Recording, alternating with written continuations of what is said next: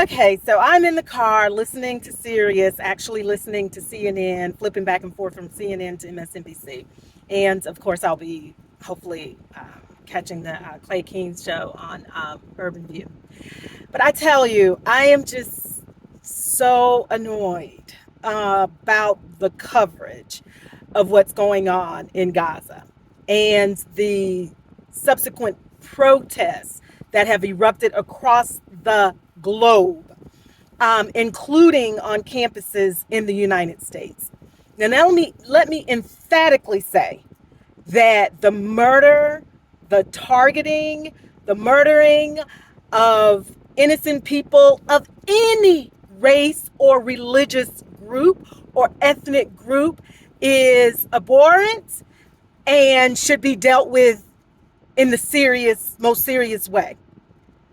I do want to say that a lot of what is happening, the response in support of the Palestinian people and in support of the people who lived under an open air occupation, has more to do with the frustration of oppressed people who their pain is continuously ignored and minimized at the expense of elevating the pain of one group of people as if that group of people's pain is the most important.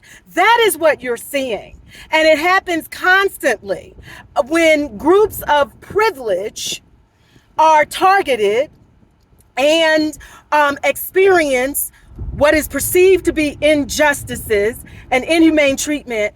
When they are targeted, they are elevated to the top of the hierarchy of oppression, which there should not be.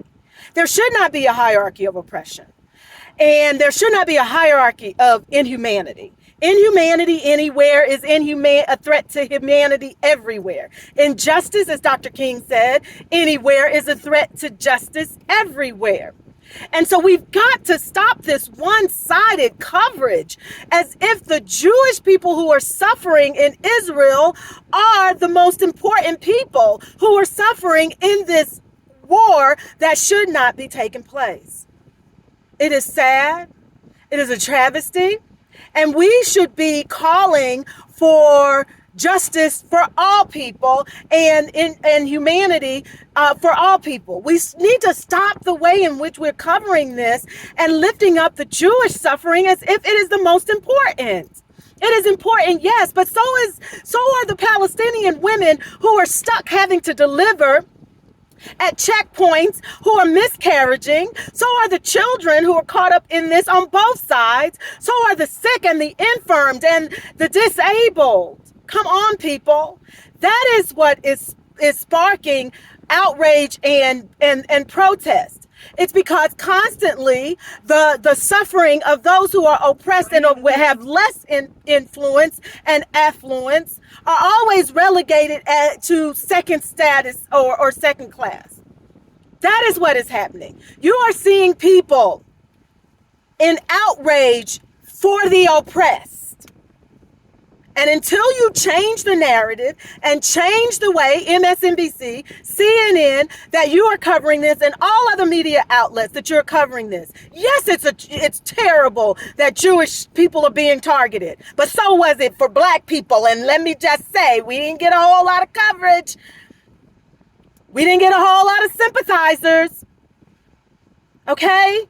So come on now, let's change the narrative. If you want to change the outcome, if you want to change what you're seeing, stop talking about this in a way that dismisses the pain and suffering of the Palestinian people and elevates the pain and suffering of the Jewish people.